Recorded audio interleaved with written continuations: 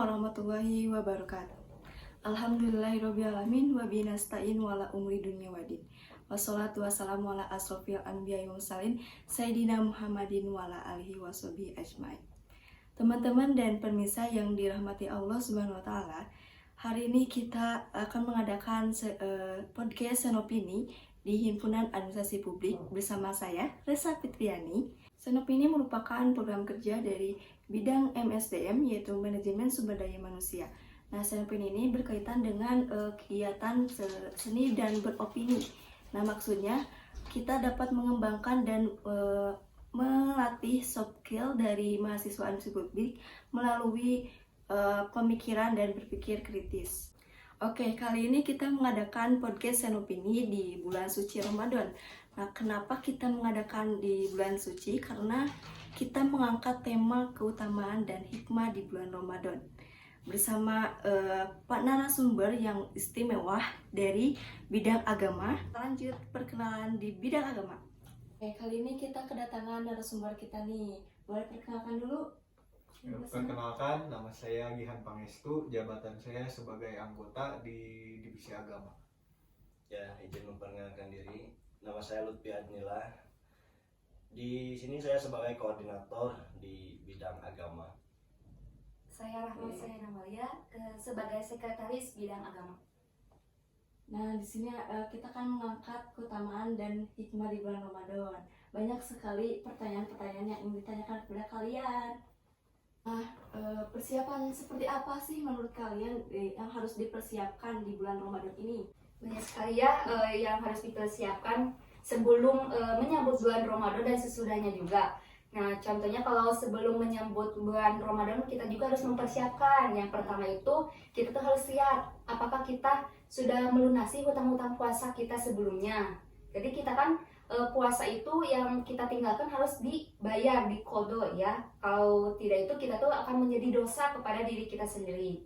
Yang kedua itu kita tuh harus siapkan iman kita. Berarti ketika kita punya dendam ya ke teman kita, kalau ada rasa ingin dendam dengki harus dihapuskan, harus dimaafkan, karena supaya kita tuh menjalankan ibadah puasa itu hati kita tuh suci, tidak ada sia-sia, nggak ada iri dengki, gak ada rasa dendam lah. Terus yang kedua itu dipersiapkan adalah fisik, berarti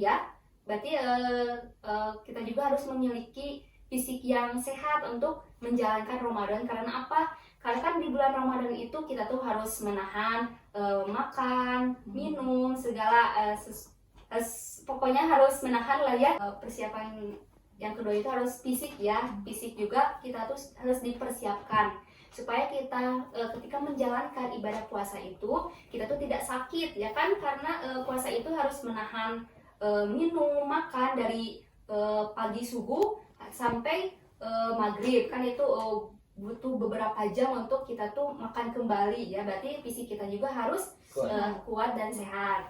Yang ketiga itu harta kita juga harus mempersiapkan harta kita. Bukan berarti harta kita itu dipersiapkan untuk membeli baju lebaran, bukan ya. Jangan pandangan kita itu harta itu bukan patokan untuk beli baju, untuk beli kue-kue, tapi mempersiapkan harta kita itu sebagai apa, untuk bisa kita bayar zakat, bisa bersedekah ataupun berinfak. Ya, Masya Allah. Pertanyaan selanjutnya, dampak apabila seseorang meninggalkan puasa di bulan Ramadan?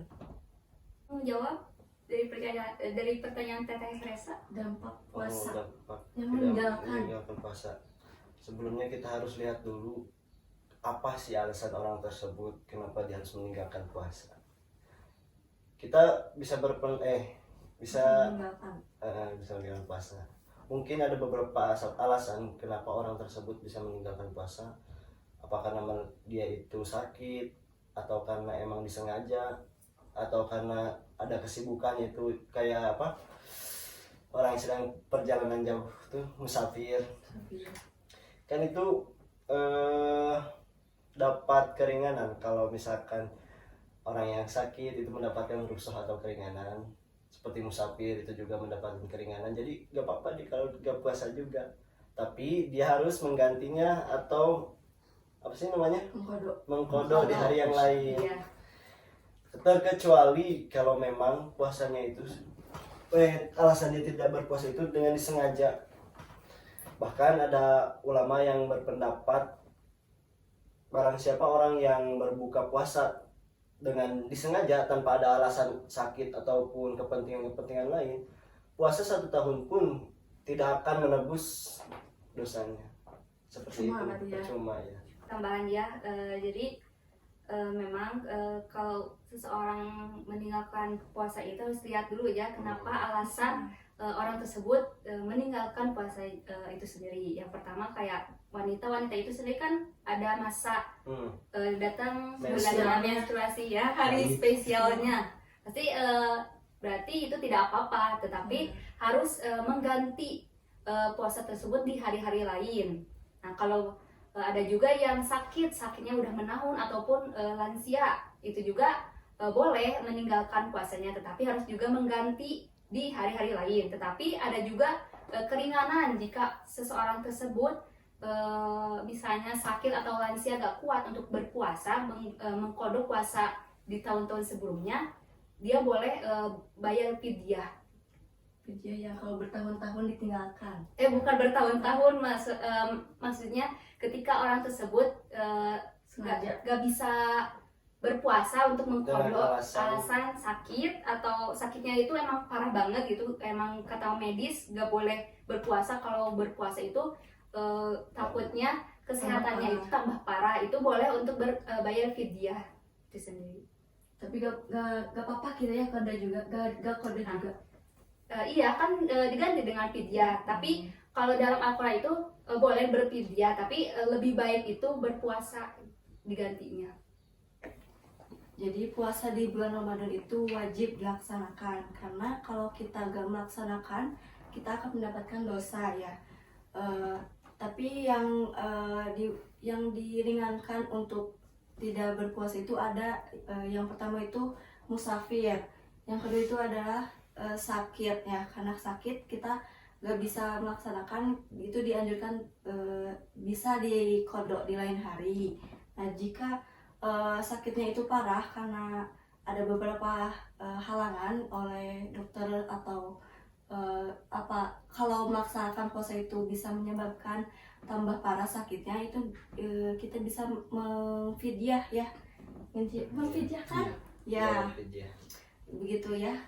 Oke, pertanyaan selanjutnya, kan di Islam itu banyak organisasi Ya. seperti NU dan Muhammadiyah. Nah di bulan puasa itu NU dan Muhammadiyah itu tidak melaksanakan puasanya secara bareng-bareng gitu. Suka berbeda satu hari gitu ya. Itu kenapa itu alasannya?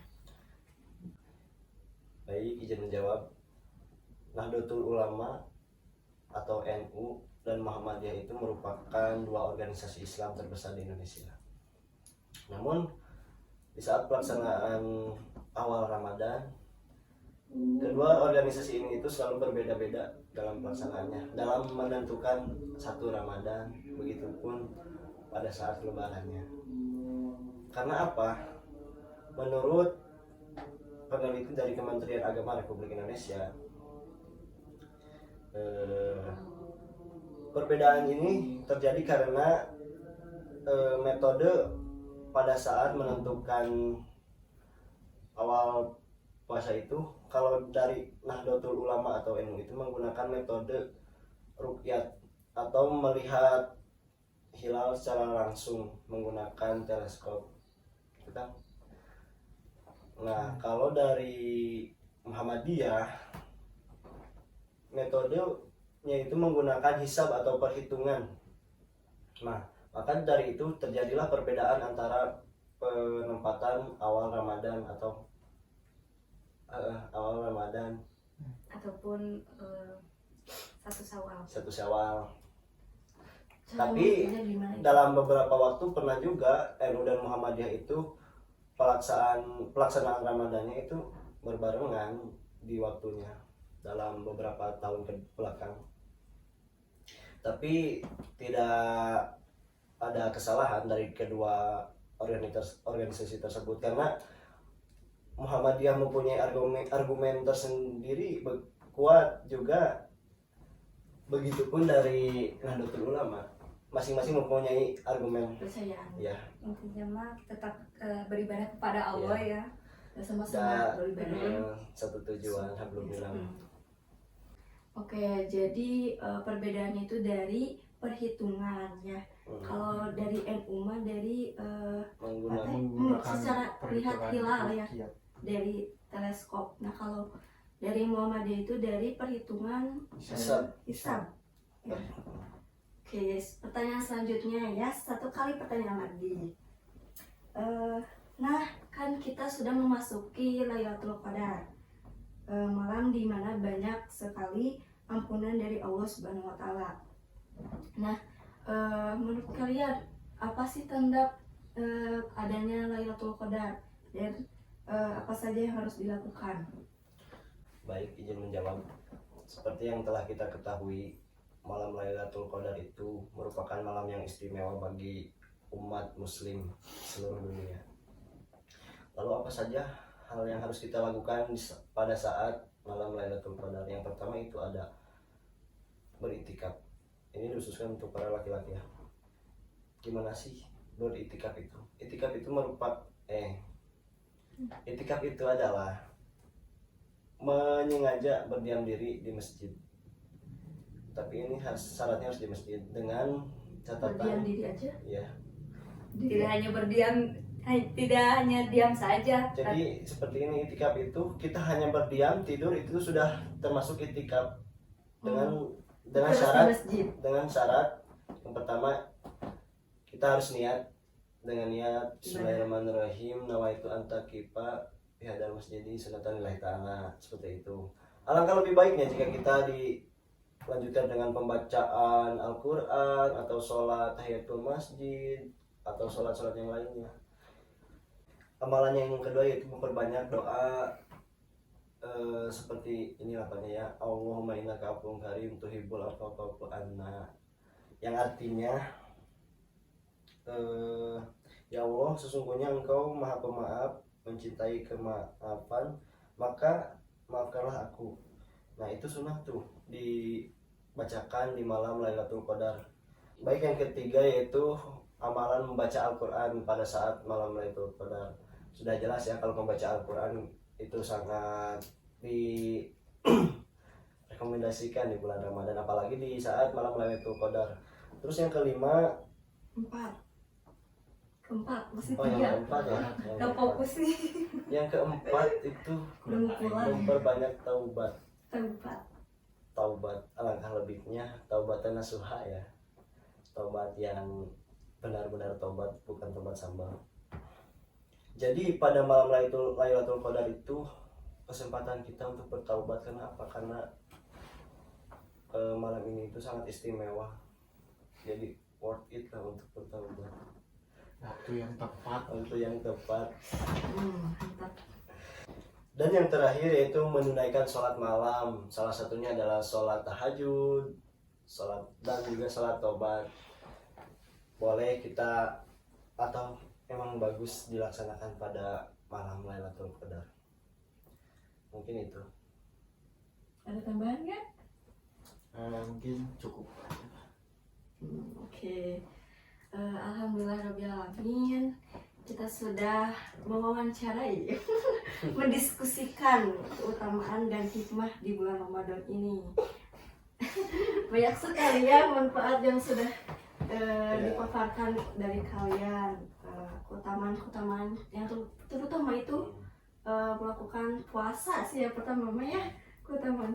Dan yang kedua itu banyak ibadah, karena di bulan puasa ini kita diberikan kesempatan sama Allah untuk bertaubat dan banyak harus dimanfaatkan ya sebaik mungkin, karena bulan puasa ini, bulan Ramadan ini hanya 1 bulan, hanya 1 kali dalam setahun, jadi harus dimanfaatkan dengan sebaik mungkin. Oke nih, mungkin dari kalian ada yang mau disampaikan pada akhir kata ini? Baik, terima kasih dan mohon maaf dari kami jika ada kesalahan-kesalahan pemahaman yang berbeda dengan teman-teman semua. Kami mohon maaf karena masih dalam tahap pembelajaran juga. Undur mankola wala tandun mankola. Jangan melihat siapa yang berbicara, tapi lihatlah apa yang dibicarakan. Fastabiqul khairat. Wassalamualaikum warahmatullahi wabarakatuh.